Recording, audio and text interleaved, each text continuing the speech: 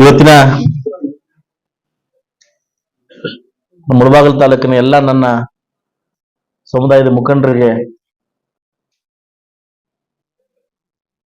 ಆಹ್ವಾನಿಸುತ್ತಾ ಕೃತಜ್ಞತೆ ಸಲ್ಲಿಸುತ್ತಾ ಎಲ್ಲಾ ಸಮುದಾಯದ ದಲಿತ ಸಮುದಾಯದ ಮುಖಂಡರು ಕೂಡ ಒಮ್ಮತವಾಗಿ ನಾವೆಲ್ಲ ಸೇರಿ ಇವತ್ತು ಬಾಬಾ ಸಾಹೇಬ್ ಅಂಬೇಡ್ಕರ್ ಅವರ ಜನ್ಮ ದಿನಾಚರಣೆಯನ್ನ ಕಳೆದ 2 ವರ್ಷಗಳಿಂದ 3 ವರ್ಷಗಳಿಂದ ಏನು ನಾವು ಆಚರಣೆ ಮಾಡಿಲ್ಲ. ಈ ಸರಿ ಬರ್ತಕ್ಕಂಥ 14ನೇ ತಾರೀಕು ಸುಮಾರು ಒಂದು 12 ಸಮಿತಿಗಳು ಮಾಡಿಕೊಂಡು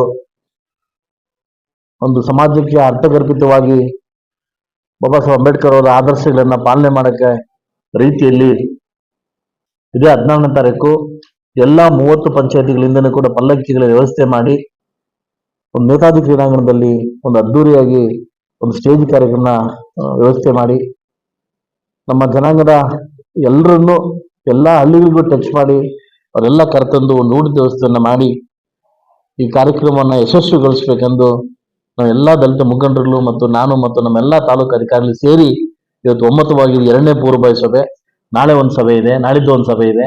ಎಲ್ಲ ಸಮಿತಿಗಳನ್ನ ಕರೆದು ಮಾತಾಡಿ ಅದನ್ನು ಕುಲಂಕುಷವಾಗಿ ಇವತ್ತು ಮಾತಾಡಿದ್ ಬಿಟ್ರೆ ಸಾಕಾಗೋದಿಲ್ಲ.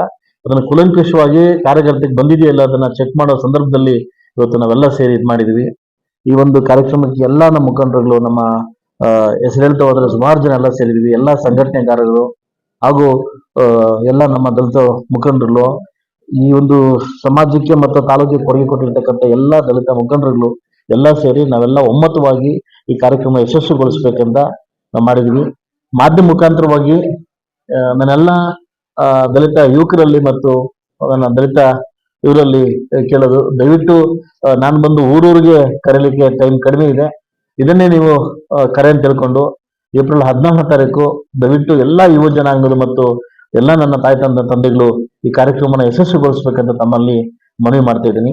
ಸೊ ಅದೇ ರೀತಿಯಾಗಿ ಏನು ನಮ್ಮ ತಾಲೂಕಿನಲ್ಲಿ ಹುಟ್ಟಿ ಬೆಳೆದಿರ್ತಕ್ಕಂಥ ಸಾಕಷ್ಟು ಜನ ರೈತರಿದ್ದಾರೆ, ದಲಿತ ರೈತರಿದ್ದಾರೆ, ಅವ್ರನ್ನ ಗುರುಸಿ ಅವ್ರಿಗೊಂದು ಸನ್ಮಾನ ಮಾಡೋ ಒಂದು ದಲಿತ ರೈತ ಪರ ಅಂತ ಅಂದ್ಬಿಟ್ಟು ಒಂದು ಸನ್ಮಾನ ಮಾಡೋ ಮುಖಾಂತರವಾಗಿ ಹಾಗೆ ಈ ಮಣ್ಣಿನಲ್ಲಿ ಹುಟ್ಟಿ ಇದೇ ನಾನಲ್ಲಿ ಬೆಳೆದು ಸಾಕಷ್ಟು ಜನ ಅಧಿಕಾರಿ ವರ್ಗದವ್ರು ತುಂಬಾ ಜನ ಇದ್ದಾರೆ, ಒಂದು ಹೈ ಲೆವೆಲ್ ಅಧಿಕಾರಿಗಳು, ಅವ್ರನ್ನೆಲ್ಲ ಕರೆದು ಒಂದು ಸನ್ಮಾನ ಮಾಡೋ ಮುಖಾಂತರವಾಗಿ ಇದಕ್ಕೊಂದು ಆದರ್ಶಗಳನ್ನ ಪಾಲಿಸ್ಬೇಕು. ಯಾಕಂದ್ರೆ ಏಪ್ರಿಲ್ 14ನೇ ತಾರೀಕು ನಾವು ಮಾಡ್ಬಿಟ್ರೆ ಸಾಕಾಗೋದಿಲ್ಲ, ಅದರ ಆದರ್ಶಗಳನ್ನ ಪಾಲಿಸ್ಬೇಕು ಅನ್ನೋ ಕಾರಣವಾಗಿ ಇನ್ನು ಅಂಬೇಡ್ಕರ್ ಅವರು ವಿದ್ಯೆ ವಿದ್ಯೆ ವಿದ್ಯೆ ವಿದ್ಯೆ ಅಂತ ಹೇಳ್ತಾ ಇದ್ರು, ವಿದ್ಯೆವನ್ನ ದಾರಿಡ್ತಾ ಇದ್ರು.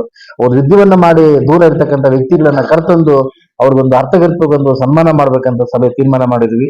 ಸೊ ಅದಕ್ಕೆ ಒಟ್ಟಾರೆ ಎಲ್ಲಾ ಕಮಿಟಿಗಳು ನಾವು ಮಾಡ್ಕೊಂಡು ಇಲ್ಲಿಂದ ಓಡ್ತಾ ಇದ್ವಿ. ಈ ಮುಖಾಂತರವಾಗಿ ದಯವಿಟ್ಟು ಎಲ್ಲ ನನ್ನ ದಲಿತ ಸಂಘಟನೆಗಳು ಮತ್ತು ಇದ್ರೆ ಎಲ್ಲಾ ಜನ ಬಂದು ಬಹುಶಃ ಬಾಬಾ ಸಾಹೇಬ್ ಅಂಬೇಡ್ಕರ್ ಅವರು ಸಂವಿಧಾನ ಶಿಲ್ಪಿ ಒಂದು ಜಾತಿಗೆ ಸೀಮಿತ ಅಲ್ಲ, ಅವರು ಅದು ಯೂನಿವರ್ಸಲ್. ಎಲ್ಲಾ ಜನಾಂಗದವರು ಬಂದು ಈ ಕಾರ್ಯಕ್ರಮ ಯಶಸ್ವಿ ಮಾಡ್ಬೇಕಂತ ತಮ್ಮಲ್ಲಿ ಕಳಕಳಿಯಾಗಿ ಮನವಿ ಮಾಡ್ತೀವಿ. ಎಲ್ರಿಗೂ ಕರೆ ಕೊಡ್ತಾ ಇದ್ವಿ.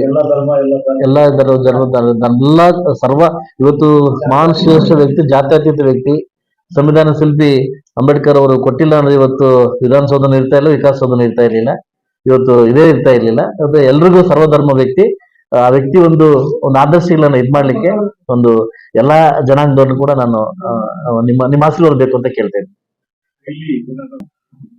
ಈ ಸಮೃದ್ಧಿ ಮಂಜು ಇದು ಗರ್ವದಿಂದ ಹೇಳ್ಕೊಂತೀನಿ, ಇಲ್ಲಿರೋ ತನಕ ಅದೊಂದಕ್ಕೆ ಅವಕಾಶ ಕೊಡಲ್ಲ. ನಾನು ಫಸ್ಟ್ ಇಂದೂ ಅಷ್ಟೇ, ನಾನು ಅದಕ್ಕೆ ಒಂದಕ್ಕೆ ಮಾತ್ರ ಅವಕಾಶ ಕೊಡಲ್ಲ.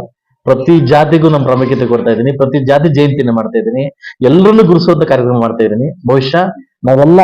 ಬಹುಶಃ ಕೂತಿರ್ತಕ್ಕಂಥ ಎಲ್ಲ ನನ್ನ ಅಣ್ಣ ತಮ್ಮಂದ್ರು, ಎಲ್ಲ ನನ್ನ ದೊಡ್ಡವರು ಕೂಡ ವಿವಿಧ ಪಾರ್ಟಿಗಳಲ್ಲಿ ಇದೀವಿ, ಎಲ್ಲರೂ ಡಿಫ್ರೆಂಟ್ ಪಕ್ಷದಲ್ಲಿ ಇದೀವಿ. ಆದ್ರೆ ಈ ಹಬ್ಬ ಅಂತ ಬಂದಾಗ ನಾವೆಲ್ಲ ಒಂದೇ. ಸೊ ವೇದಿಕೆ ಅಂತ ಬಂದಾಗ ನಾವೆಲ್ಲ ಒಂದೇ. ನಾನು ಅವಾಗ್ಲೂ ಹೇಳಿದ್ದೀನಿ, ಎಲೆಕ್ಷನ್ ಬಂದಾಗ ತಂಪಾಡ್ ನಾವು ಕೆಲಸ ಮಾಡ್ಕೋಣ, ಆದ್ರೆ ವೇದಿಕೆ, ಸಮುದಾಯ, ಸಂಘಟನೆ, ಹೋರಾಟ ಅಂತ ಬಂದಾಗ ನಾವೆಲ್ಲ ಒಂದಾಗ್ಬೇಕು ಅಂದಾಗ ಎಲ್ಲರೂ ನನಗೆ ಬೆಂಬಲ ಕೊಟ್ಟಿದ್ದಾರೆ. ಅದೇ ರೀತಿಯಾಗಿ ಎಲ್ಲ ನಿಮಗೆ ಮಾಧ್ಯಮದಾಗ ಗೊತ್ತಿದ್ದಂಗೆ ಎಲ್ಲಾ ಜಾತಿಗಳಿಗೂ ನಾನು ಇದೇ ರೀತಿ ಮಾಡ್ತಾ ಇದ್ದೀನಿ.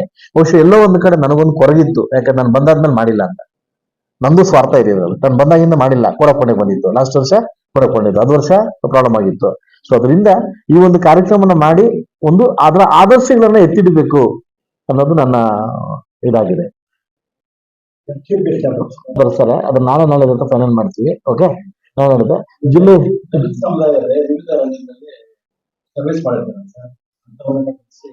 ಅದು ಆಗಿದೆ, ಅದಾಗಿದೆ. ಅದೇ ವಿವಿಧ ಸಂಘಟನೆ ಅನ್ನಕ್ಕಿಂತ ಅಲ್ಲ ಅನ್ನಕ್ಕಿಂತ ಎಲ್ಲೋ ಒಂದ್ ಕಡೆ ರೈತರನ್ನ ನಾವು ಮರಿತಾ ಇದೀವಿ.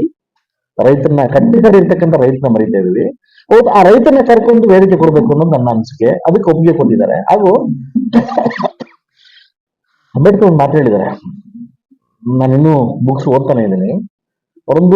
ಅವರು ವೇದನೆ ಒಂದು ಮಾತು ಹೇಳಿದ್ದಾರೆ, ವಿದ್ಯೆಯ ರಥವನ್ನು ತಂದು ನಿಲ್ಸಿದ್ದೀನಿ ನಾನು. ನನ್ನ ಕೈಲಿ ಮುಂದೆ ತಗೊಳಕ್ ಆಗ್ತಾ ಇಲ್ಲ. ಮುಂದಿನ ಜನಾಂಗದವರು, ಮುಂದಿನ ಪೀಳಿಗೆಯವರು ಸಾಧ್ಯ ಆದ್ರೆ ಮುಂದಕ್ಕೆ ತಗೊಂಡೋಗಿ, ಹಿಂದಕ್ಕೆ ಮತ್ತೆ ತಗೊಂಡು ಹೋಗ್ಬೇಡಿ ಅಂತ ಹೇಳಿದ್ದಾರೆ. ಇದ್ರ ಒಂದು ಅರ್ಥ ನೀವು ತಗೊಂಡೋದ್ರೆ 2 ವರ್ಷ ಮಾತಾಡ್ಬೇಕು, ಅಷ್ಟ ಅರ್ಥ ಇದೆ. ಆದ್ರೆ ಅವರು ಪ್ರಾಮುಖ್ಯತೆ ಕೊಟ್ಟಿದ್ದು ಈ ಸಮುದಾಯಕ್ಕೆ ವಿದ್ಯೆಯಿಂದ ಮಾತ್ರ ಇವೆಲ್ಲ ಗೆಲ್ಬಲ್ರಿ ಅಂತ ಹೇಳಿದ್ದಾರೆ. ವಿದ್ಯೆಯಿಂದ ಮಾತ್ರ ನೀವೆಲ್ಲ ಗೆಲ್ಬಲ್ರಿ, ಅಸ್ಪೃಶ್ಯತೆ ತಲುಪಿಸ್ಬೇಕಾದ್ರೆ ವಿದ್ಯೆಯಿಂದ ಮಾತ್ರ ಅಂತ ಹೇಳಿದ್ದಾರೆ. ಬಹುಶಃ ಈ ಮುಳಬಾಗಲ್ ತಾಲೂಕು ಬಿಟ್ಟಿರ್ತಕ್ಕಂಥ ಜನ, ಎಷ್ಟೋ ಜನ, ನಾನು ಓಪನ್ ಹೇಳ್ತೀನಿ, ನನ್ನ ಲಾಸ್ಟ್ ಈ ವಿಧಾನಸಭಾ ಮೆಟ್ಲು ಹತ್ಬೇಕಾದ್ರೆ ಒಂದು ವ್ಯಕ್ತಿ ಬಂದು ಕೈ ಕೊಡ್ತಾನೆ, ಅಣ್ಣ ನಾನು ನಿಮ್ಮೂರಣ್ಣ ಅಂತ. ಏನಂತಂದ್ರೆ the control of the Vidhana Soudha ಅಂತಂದ. ನಾವು ಗುರುಸೇ ಇಲ್ಲ ವ್ಯಕ್ತಿ ಅದು. ಎಷ್ಟು ಹೇಳ್ತೀನಿ ನಿಮ್ಗೆ ಮತ್ತೆ, ಅಣ್ಣ ನಾನು ಅಲ್ಲಿ ಹುಟ್ಟು ಬೆಳೆದೇನಣ್ಣ ಅಂತದಲ್ಲ. ಇದೇ ರೀತಿ ಒಂದು ಹಾಸ್ಪಿಟ್ಲ್ಗೆ, ಮಣಿಪಾಲ್ ಹಾಸ್ಪಿಟ್ಲ್ಗೆ ಹೋದಾಗ ಒಂದು ಡಾಕ್ಟರ್ ಬಂದು ನನ್ನ ಫೋಟೋ ಡಾಕ್ಟರ್ ಏನ್ ಡಾಕ್ಟರ್, ನಾನು ಮುಳುಗಾಗಲ್ಲ ಅಂತ ಆತಲ್ವಾ. ಇದೇ ನಾನು ಮೊನ್ನೆ ರಾಯಚೂರಿಗೆ ಹೋದಾಗ ಎಕ್ಸಸ್ DC ಎಲ್ಲೋರು ಅಂತಂದ್ರೆ ನಾನು ಒಡ್ಡಳ್ಳಿ ಅಂತ. ಇವ್ರನ್ನೆಲ್ಲ ನಾವು ಯಾಕೆ ಕೂರಿಸಬಾರ್ದು?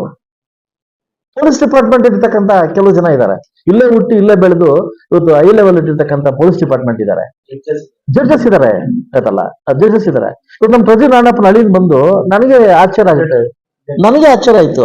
ಯಾವ್ದೋ ಒಂದು ಕೇಸಕ್ಕಂತ ಹೋದಾಗ ನನಗೆ ಅಲ್ಲಿ ಬಂದು ಇವರು PT ಬಂದು ಹೇಳಿದ್ರು, ಇವರು ಗೊತ್ತಾ ನಿಮ್ಗೆ, ನಮ್ ಜಡ್ಜ್ ಸಾಹೇಬ್ರು ಗೊತ್ತಾ ಯಾರಂತಂದ್ರೆ ಈ ಮುಳಬಾಗ್ಲೂರ್ ಜಡ್ಜು ಅಂತ. ಒಂದ್ಸರಿ ನನಗೆ ನನ್ನ ಕೂದಲು ಇದಾಯ್ತು. ಇಷ್ಟೆಲ್ಲ ಇದಾರ, ಇವರು ಅಂಬೇಡ್ಕರ್ ಹೇಳಿದ್ದಿದೆ, ವಿದ್ಯೆಯನ್ನು ಬಿಟ್ಟು ಏನು ಗೆಲ್ಲಕ್ಕಾಗಲ್ಲ ಅಂತ ಹೇಳೋದು. ಬಹುಶಃ ಮುಳಬಾಗಿಲು ತಾಲೂಕಲ್ಲಿ ಸಾಕಷ್ಟು ಜನ ಮರನಾಚಿರ್ತಕ್ಕಂಥ ಕೆಲವು ಜನ ಇದಾರಲ್ಲ, ಅವ್ರ ವಿದ್ಯೆಯನ್ನು ಗೆಲ್ಲಿಸಿ ಉದ್ಯೋಗ ಅವ್ರನ್ನೆಲ್ಲ ಕರೆದು ಸನ್ಮಾನ ಮಾಡ್ಬೇಕನ್ನೋ ನನಗೊಂದು ಖುಷಿ, ಆಸೆ ಇದೆ. ಅದನ್ನ ಈ ವೇದಿಕೆ ಮೇಲೆ ನೆರವೇರಿಸ್ತಾ ಇದೆ. ಮಾಮೂಲಿ ಮಕ್ಕಳು ಕೊಡೋದು, ಅದೆಲ್ಲ ಕೊಡೋದು ನೆಕ್ಸ್ಟ್ ಅಕ್ಟೋಬರ್ ಕೊಟ್ಕೊಂತೀನಿ, ಅದು ಮುಖ್ಯ ಅಲ್ಲ. ಎಲ್ಲ ಒಂದು ಕಡೆ ಕಾಣದೆ ಒಂದು ಲೋಕದಲ್ಲಿ, ನಂದೇ ಅಂತ ಲೋಕದಲ್ಲಿ ಬದುಕ್ತಾ ಇದಾರಲ್ಲ, ಅವ್ರನ್ನೆಲ್ಲ ತಂದು ನಾವು ಇದೀವಿ, ಈ ಒಂದು ಕೊಡುಗೆ ಅವ್ರ ಕಡೆಯಿಂದ ತಗೋಬೇಕಾಗುತ್ತೆ. ಸೊ ಅದರಿಂದ ಈ ಕಾರ್ಯಕ್ರಮನ ಮಾಡ್ಬೇಕಂತ ತುಂಬಾ ಇಷ್ಟಪಟ್ಟಿದ್ದೀನಿ. ಎಲ್ಲ ನನ್ನ ನಾಯಕರು ಕೂಡ ನನಗೆ ಸಮ್ಮತ ಕೊಡಿಸಿ ಒಂದು ಬೆಂಬಲ ವ್ಯಕ್ತಪಡಿಸಿದ್ದಾರೆ. ಸೊ ದಯವಿಟ್ಟು ಈ ಕಾರ್ಯಕ್ರಮವನ್ನ ಮಾಧ್ಯಮಕ ವಿಶೇಷವಾಗಿ ನಿಮ್ಮನ್ನ ಇನ್ವೈಟ್ ಮಾಡಿ, ನಿಮ್ಮನ್ನೆಲ್ಲ ಸನ್ಮಾನ ಮಾಡಕ್ಕೆ ನಮ್ಮ JK ಅವ್ರನ್ನ ಅಧ್ಯಕ್ಷ ಮಾಡಿ ನಿಮ್ಮನ್ನೆಲ್ಲ ಕರೆತರಕ್ಕೆ, ನಿಮ್ಮನ್ನು ಕೂಡ ನಮ್ಮ ಇದು ಮಾಡ್ಕೊಂಡು ನಿಮ್ ಕೂಡ ಬೆಂಬಲ ನಾನು ಕೇಳ್ತೀನಿ. ವಿಜೃಂಭಣೆಯಿಂದ ಇರ್ತದೆ. ಬಹುಶಃ ನಿಮಗೆ ಹೇಳಂಗಿಲ್ಲ ಅಂತ ಕಾಣಿಸ್ತದೆ, ವಿಜೃಂಭಣೆಯಿಂದ ಇರ್ತದೆ. ಖಂಡಿತವಾಗ್ಲೂ ನಾನು ಇನ್ನೂ ಪ್ಲಾನ್ ಬೇರೆ ಕೂಡ ಮಾಡಿದ್ದೀನಿ, ಏನು ಕ್ರೌಡ್ ಮಾಡ್ಲಿಕ್ಕೆ. ನಾನು ಇವ್ರಿಗೆಲ್ಲ ಹೇಳಕ್ ಹೋಗ್ಲಿಲ್ಲ, ಯಾಕೆಂತಂದ್ರೆ ಮತ್ತೆ ಇವ್ರಿಗೆ ನೆಗ್ಲೆಕ್ಟ್ ಆಗುತ್ತೆ ಅಂತ. ಒಂದಂತೂ ಬೇರೆ ಪ್ಲಾನ್ ಅಂತೂ ಒಂದು ಕ್ರೌಡ್ ಮಾಡಿದ್ದೀನಿ. ಒಂದು ಸಂದೇಶವಂತ, ಒಂದು ಆದರ್ಶವಂತ ಪಾಲನೆ ಮಾಡ್ತೀವಿ. ಅದನ್ನ ನಾನು ಕಮಿಟಿನೇ ಮಾಡಿದ್ದೀನಿ. ಒಂದು ಜನ ಕರ್ತಲಿಕ್ಕೆ ಒಂದು ಕಮಿಟಿ ಮಾಡಿದ್ವಿ, 15 ಜನ ಕಮಿಟಿ ಮಾಡಿದ್ವಿ. ಹಿತೋತ್ಸವಗಳಿಂದ ಹಿಡಿದು ಅಡ್ವರ್ಟೈಸ್ಮೆಂಟ್ ಇಂದ ಹಿಡಿದು ಜನಕ್ಕೆ ಸ್ಪಂದಿಸೋದು ಹೋಗಿ ಎಲ್ಲಾ ರೀತಿ ಅದನ್ನ ಒಂದು ವ್ಯವಸ್ಥೆನ ಮಾಡಿದ್ವಿ. ದಲಿತ ಸಮುದಾಯದಲ್ಲಿ ಎಷ್ಟೋ ಜನಕ್ಕೆ ಸ್ವಂತ ಮನೆ ಸೈಟ್ ಪ್ರೋಗ್ರಾಮ್ ದಿವಸ ಈಗ ನನಗೆ ನನಗೆ ಇವತ್ತು ಸಾಯಂಕಾಲ 5 ಗಂಟೆಗೆ ಒಂದು LOC ಬರಬೇಕು. ಒಂದು LOC ಬಂದಿಕೊಂಡನೆ ನೆಕ್ಸ್ಟ್ ಒಂದು 15 days ಒಳಗಡೆ ಮಾದೇವಪ್ಪರು ಬರ್ತಾವ್ರೆ. ನಾನು ಹೇಳಕ್ ಹೋಗ್ಲಿಲ್ಲ, ಅದನ್ನ ಸ್ಟೇಜ್ ಮೇಲೆ ಹೇಳ್ತೀನಿ, ಇವಾಗ ಹೇಳಲ್ಲ. ಓಕೆ, ಡೇಟ್ ಕೂಡ ಅಲರ್ಟ್ ಆಗಿದೆ. ಅವತ್ತಿಂದ ನಮ್ಮ ಮಾನ್ಯ ಸಮಾಜ ಕಲ್ಯಾಣ ಸಚಿವರಿಂದನೇ ಎಲ್ಲ ಮಾಡಿಸ್ಬೇಕು ಅನ್ನೋ ಆಸೆ ಇದೆ. ಶಾರ್ಟ್ಲಿ ಇನ್ನೊಂದು ಪ್ರೋಗ್ರಾಮ್ ಇದೆ, ಅದು ಇವೆಲ್ಲ ನಾವು ಹೇಳೋದನ್ನ ಕಂಪ್ಲೀಟ್ ಮಾಡ್ಕೊಂಡ್ಬಿಟ್ರೆ ಮತ್ತೆ ಮಾಡ್ಬೇಕು. ಓಕೆ, ಸ್ಟೇಜ್ ಮೇಲೆ ಕೆಲವು ವಿಷಯಗಳನ್ನ DC ಮುಖಾಂತರ ಹೇಳಿಸೋದಿದೆ, ಅದು ಸ್ಟೇಜ್ ಮೇಲೆ ಹೇಳಿಸ್ತೀನಿ. ಏನೇನು ಇಲ್ಲಿ ತನಕ ಏನೇನು ಬ್ಯಾಲೆನ್ಸ್ ಇದಾವೆ, ಎಲ್ಲೆಲ್ಲಿ ಯಾವಾಗ ಡೇಟ್ ಸಮೇತವಾಗಿ DC ಮುಖಾಂತರವಾಗಿ ಹೇಳಿಸ್ತೀನಿ. 99% ಮಧ್ಯಾಹ್ನ 2 ಗಂಟೆಗೆ DC ಅವರು ಕೂಡ ಜಾಯ್ನ್ ಆಗ್ತಾರೆ.